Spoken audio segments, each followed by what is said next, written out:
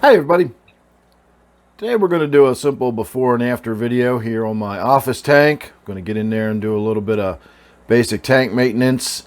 I'm done with treating the tank, that's why I've got the air stone in there, so the air stone will be coming out, and there's a bunch of algae all over the front glass that's going to get wiped down, so that will open the tank up quite a bit. I know it's kind of hard to tell, but right there in the center, just above those rocks, is my little pistogramma in there, sitting really still. It's a very shy fish, doesn't come out very often. I'm really honestly surprised it sat there as long as it has. I know this is not the best conditions to be looking at it with the glass all messy like that, but that's what we get when we start the video.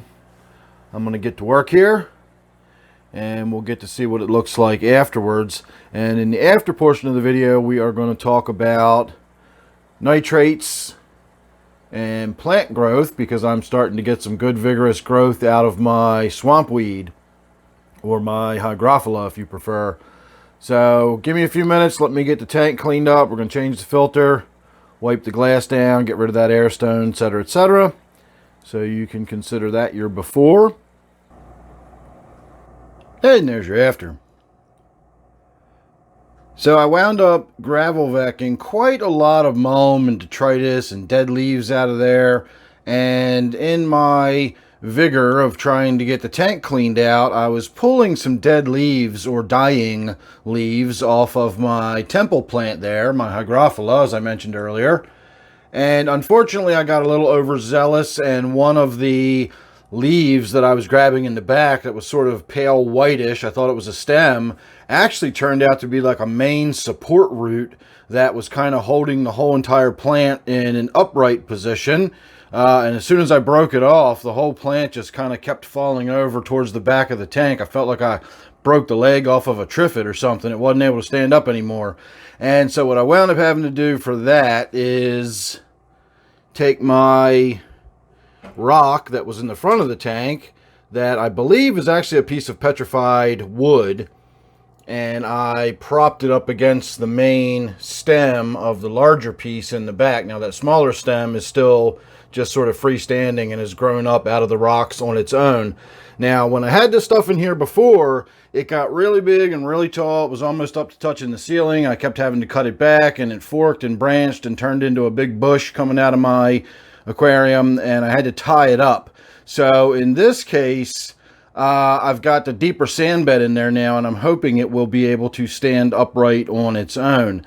And the reason I'm talking so much about that is because that is sort of the reason I'm shooting this video.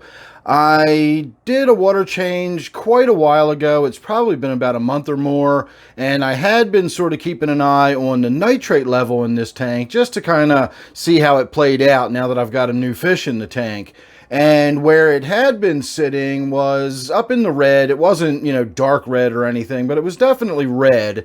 And since it had been a while since I'd done a water change, in fact, the very last water change I did, this Hydrophilia, the larger one, had just broken the surface and started growing out of the water. And of course, once it grows out of the water and gets access to much more intense light and free carbon dioxide, it starts growing a lot faster, and that means it starts using more nutrients. And it will start drawing organics like nitrate out of your tank a lot faster when you've got that good vigorous growth.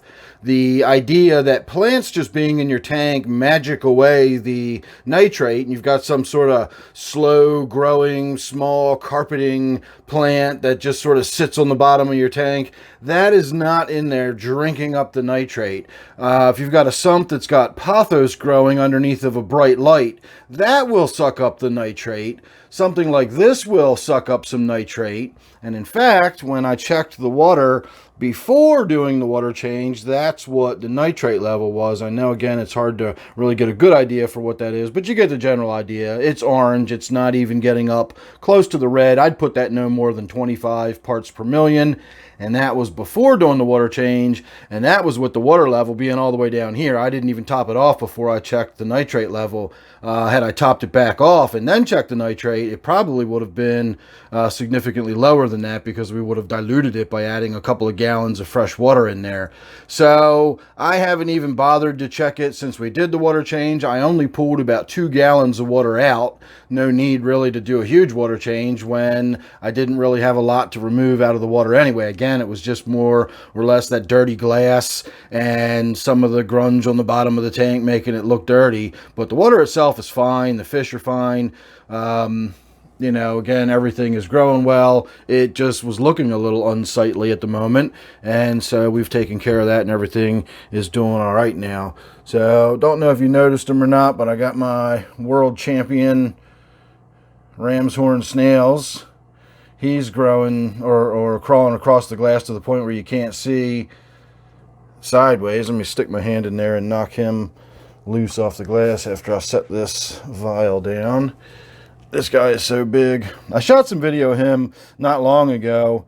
I had done a treatment with the ChemiClean, and we were able to look at his shell and see like dead cyanobacteria and dead stuff growing and kind of falling off of his shell, the same way you can see how, you know, it dies and falls off of the face of the rock or whatever it's growing on. We were actually seeing that on that shell.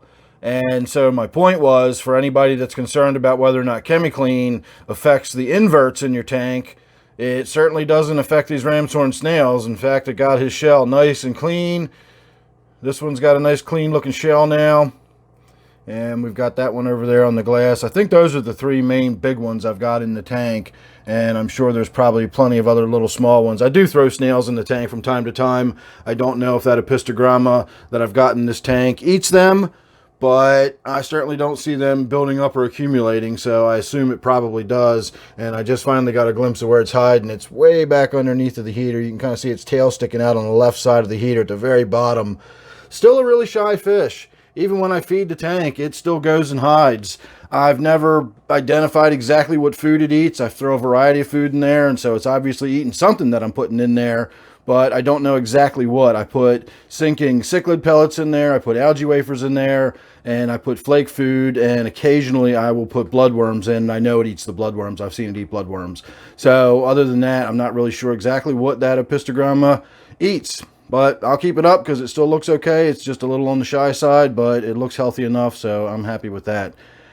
All right, everybody, that's about all I can think about to talk about on this water change. So thanks for watching. Make sure you're subscribed. And I'll see you real soon in the next one.